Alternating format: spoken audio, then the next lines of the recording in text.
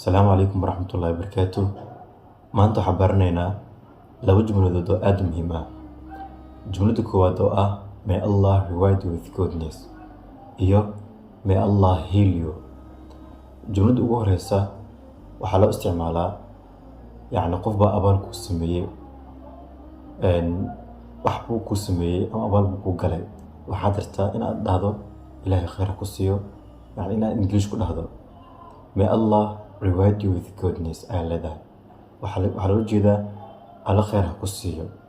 jumlada xigta waxaa loo isticmaali karaa may Allah heal you يعني qof jirin baa booqatay ama qof walaalkaaga ama walaashaada ay xanuunsan waxaad rabtaa inaad dhahdo Allah ku caafiyo. waxaad English ku dhihi kartaa may Allah heal you Allah ku caafiyo may Allah heal you Allah ku caafiyo. Assalaamu calaykum.